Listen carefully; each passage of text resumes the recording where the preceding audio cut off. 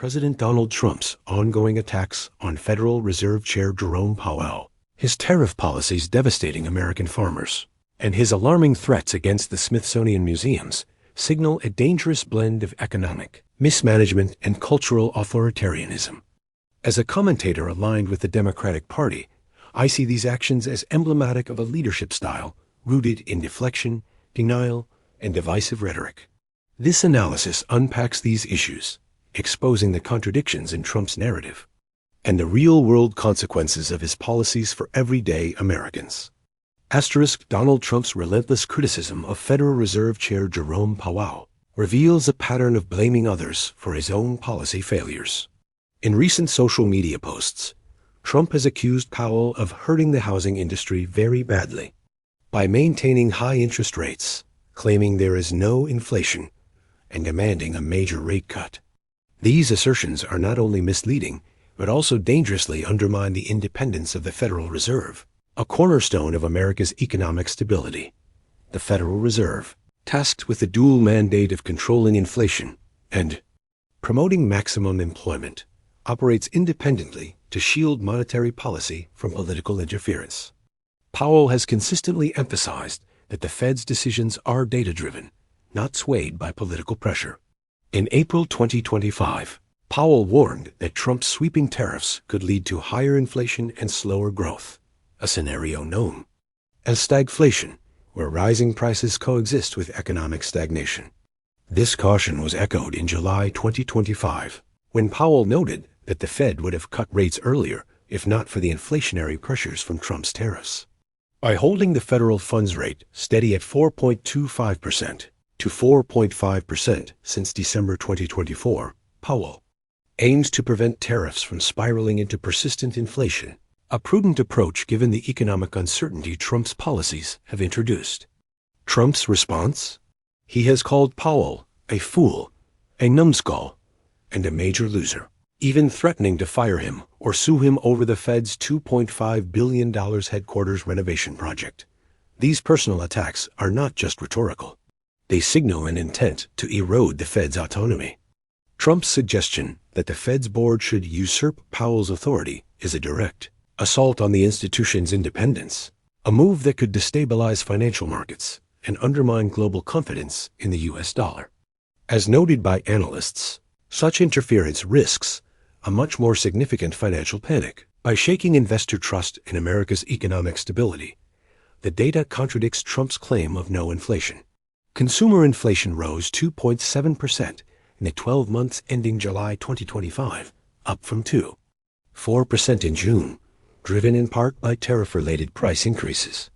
Electricity prices have surged 38% over the past 5 years, a sharp contrast to the stability seen in the prior 5 years under different leadership.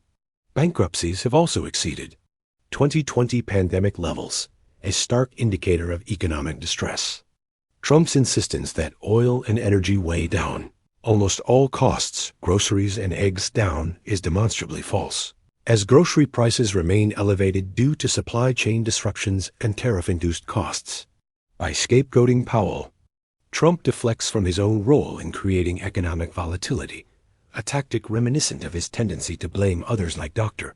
Anthony Fauci during the COVID-19 pandemic for his administration's shortcomings. Powell's tenure, by contrast, has been marked by steady leadership. He guided the economy through the pandemic, achieving a soft landing by reducing inflation from 9% to 2.4% without triggering widespread unemployment. His refusal to bow to Trump's pressure reflects a commitment to the Fed's mandate over political expediency. Yet Trump's attacks persist, fueled by frustration that Powell won't lower rates. To artificially boost short-term economic sentiment, a move that could exacerbate inflation and harm long-term stability. This feud underscores a broader truth. Trump's economic strategy prioritizes optics over substance, risking the very prosperity he claims to champion. Trump's tariff policies, touted as a means to make America rich, are instead wreaking havoc on its agricultural heartland.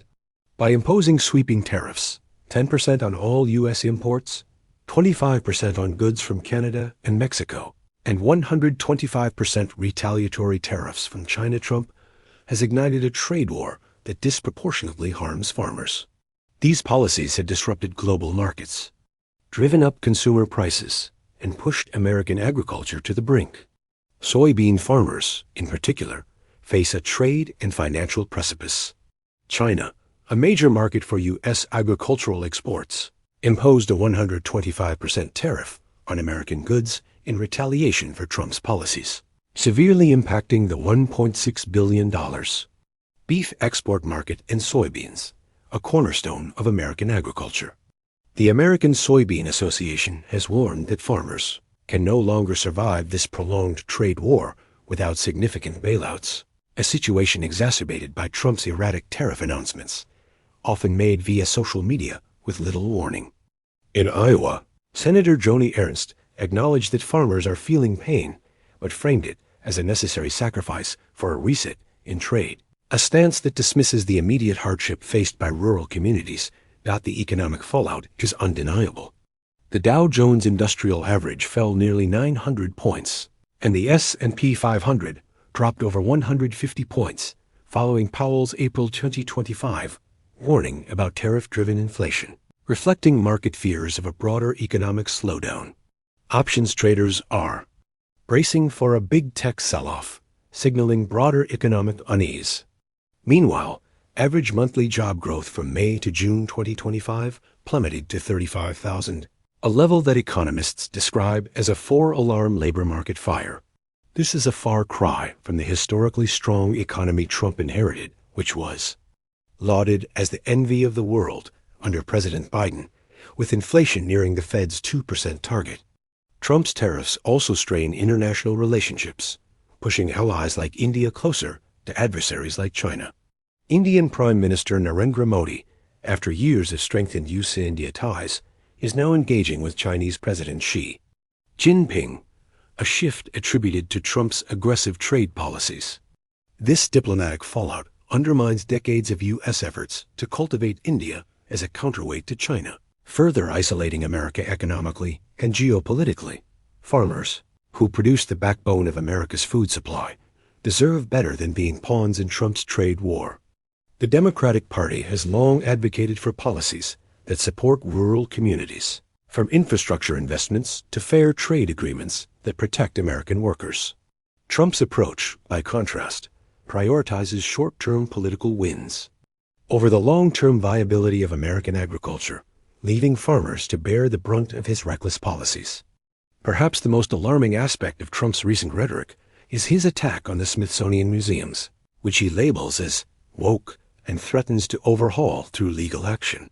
In a Truth Social post, Trump claimed that the Smithsonian is out of control, criticizing its focus on how horrible our country is, how bad slavery was, and how unaccomplished the downtrodden have been. He vows to initiate a process akin to his interventions in colleges and universities, aiming to purge what he calls woke narratives from cultural institutions. This rhetoric is not just misguided, it's a direct assault on historical truth and intellectual freedom. Museums like the Smithsonian are not propaganda machines. They are repositories of America's complex history, documenting both its triumphs and its failures. The National Museum of African American History and Culture, for instance, chronicles the horrors of slavery alongside the resilience and contributions of African Americans, from inventors like George Washington Carver to cultural icons like Oprah Winfrey.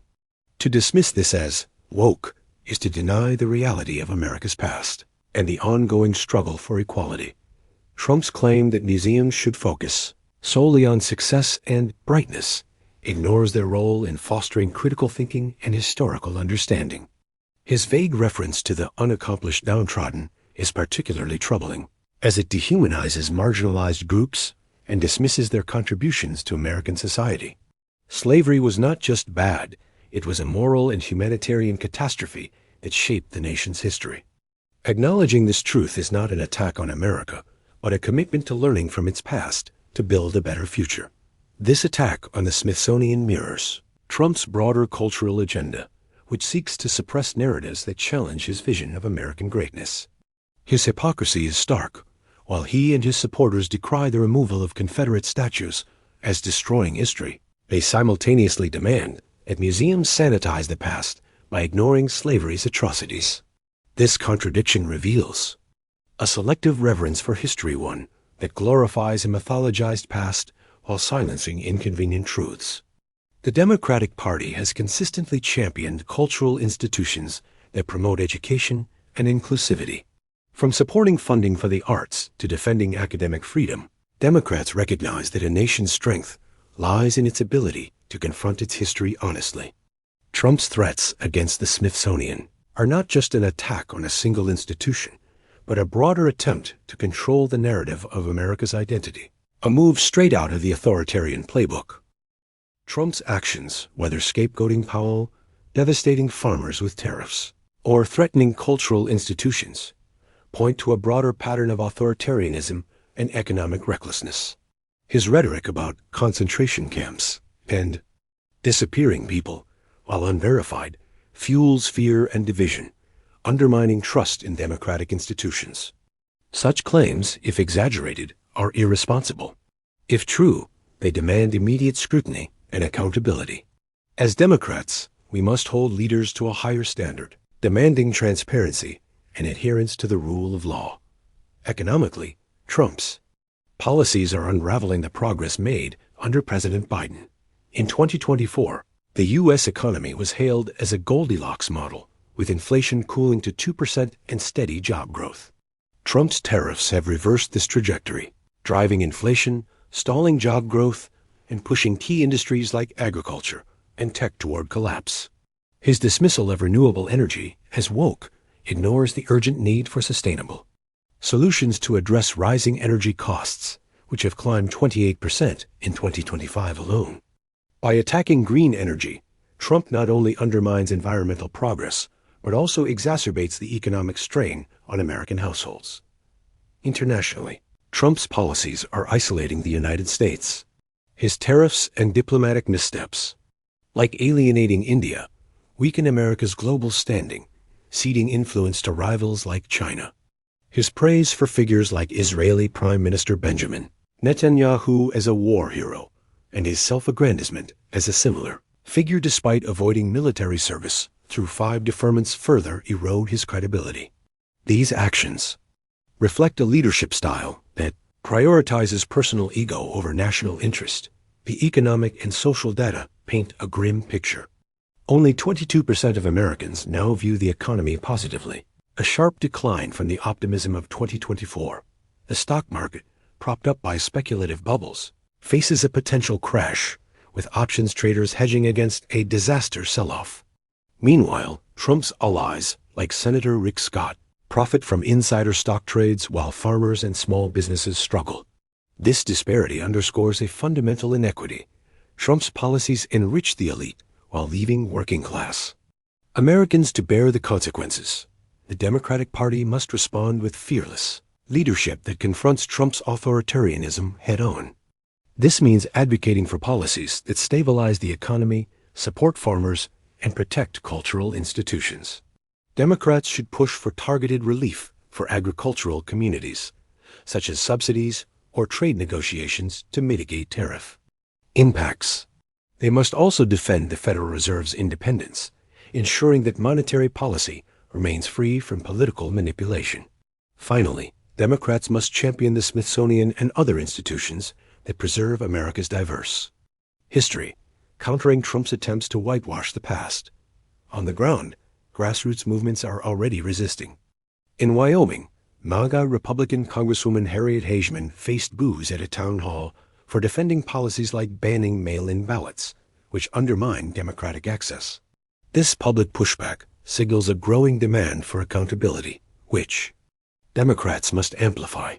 By supporting independent media, organizing community forums, and holding leaders accountable, we can build a coalition to resist Trump's divisive agenda.